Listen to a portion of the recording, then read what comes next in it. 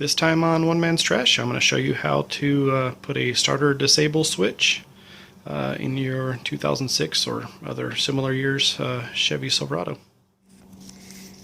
Alright, if you're not comfortable with wiring or cutting wiring and splicing wiring in your truck, then just take your truck to an alarm shop and let them do it.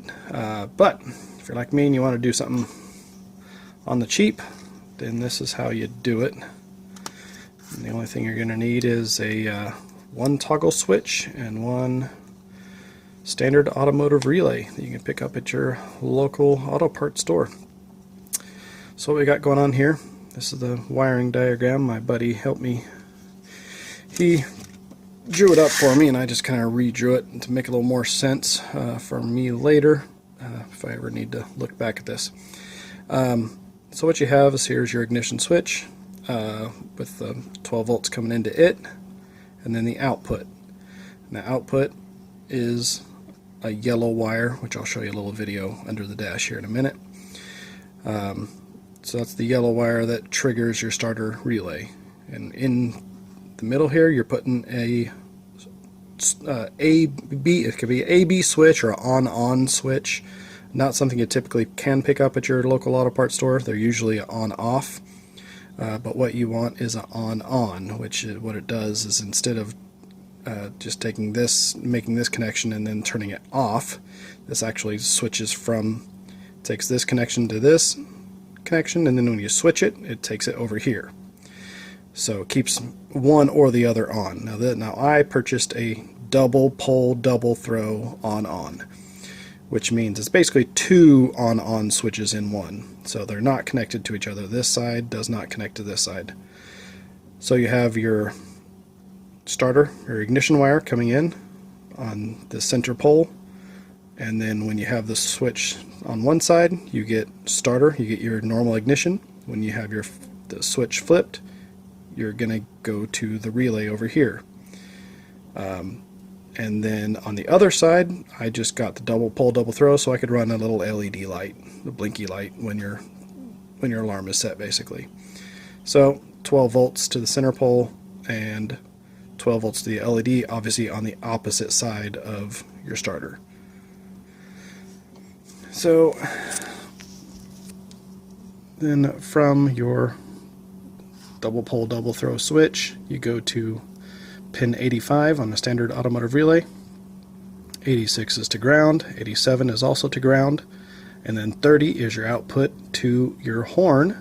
You're going to basically tie into the horn button wire, which is black and yellow, and all the horn button is a ground, so it's sending a ground to the horn. The horn usually always has power, it just doesn't have a ground, so that's what the horn button does, is ground it out. So that's all we're doing here, is when you trigger this relay, it's connecting 37 to 80, or 30 to 87, which is it's just connecting to a ground.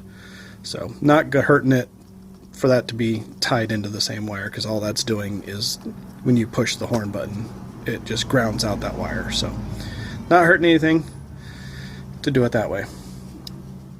Okay, so here under the dash, obviously I've taken off the plastic.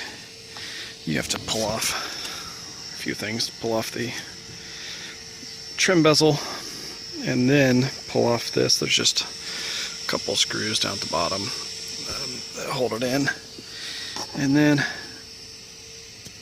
this piece is loose but doesn't want to come out. There it is.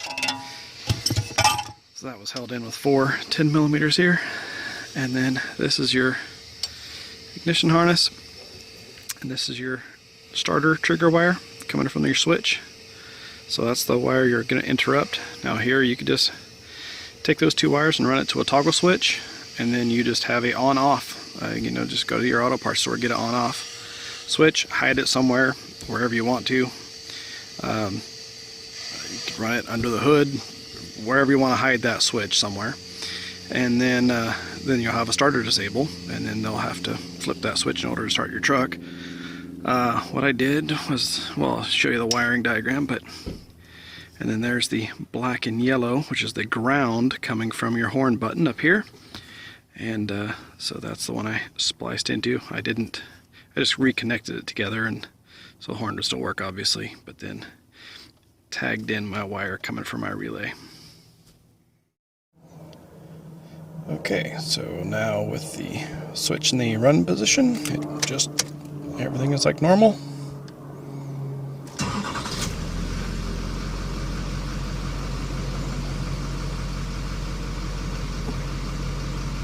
When I